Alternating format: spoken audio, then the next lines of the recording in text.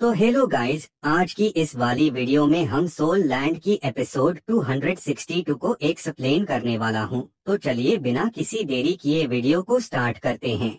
और जैसा कि हमने पिछले एपिसोड में देखा था, तांग सैन गॉड बनने के बाद जेलिंग पास आ गया है और 7-6 बीमन सभी जियालिंग दर्रा युद्ध के मैदान में पहुंचे गया है। दो प्रमुख साम्राज्यों ने युद्ध को 1 महीने के लिए रोक दिया है और अब युद्ध फिर से शुरू हो गया है। वुहान साम्राज्य में 100 रैंक के मजबूत देवदूत कियान रेनक्स्यू हैं। हेक्सियन तांग सैन भी हैं। दो प्रमुख देवताओं की लड़ाई को एक बार भेजा जाता है। तायेंडू एम्पायर मिलियन आर्मी साम्राज्य ने युद्ध शुरू कर दिया। हालांकि वुहान साम्राज्य यहाँ है जो मर चुके हैं। डोरो भी फिर प्रकट हो गए। घोस्ट डू डू लो फिर से जीवित हो गए। मूल रूप से कियान रेनक्स्यू का केवल एक ही देवता था। टैंग सैन के पास जीत की पकड़ है, क्योंकि जब वह गॉड बन गया तो वह पहले ही कियान रेनक्स्यू के साथ खेल चुका था। प्रथम विश्व युद्ध में कड़ी मेहनत नहीं की गई थी।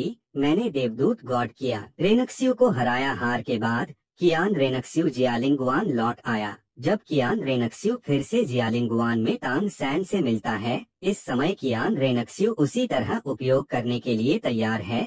वह तांग सैन के साथ मर गया। यह अफसोस की बात है कि कियान रेनक्स्यू सफल नहीं हुआ, इसके बजाय इसे फिर से टैंग सैन ने हरा दिया।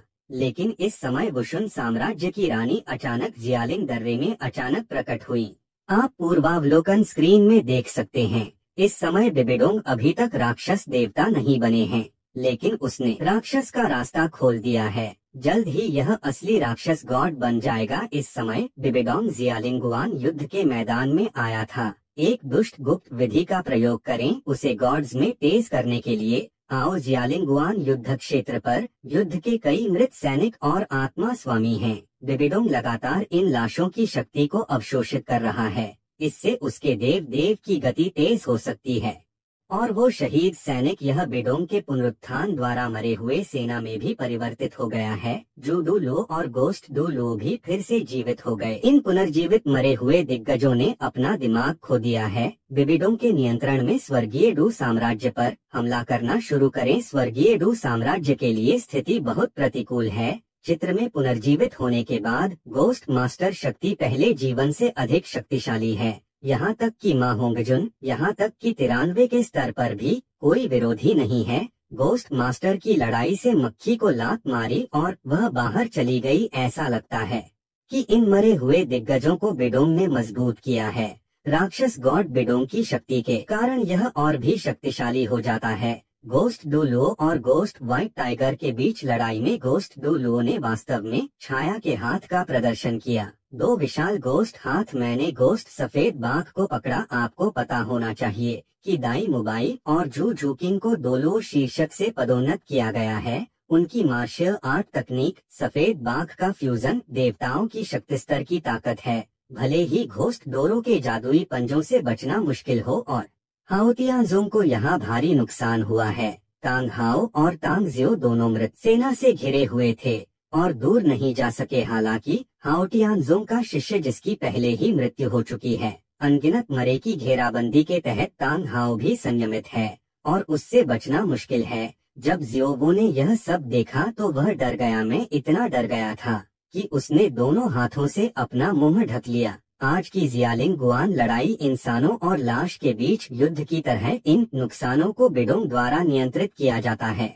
यदि आप उन्हें नष्ट करना चाहते हैं तो आपको स्रोत से प्रारंभ करना होगा।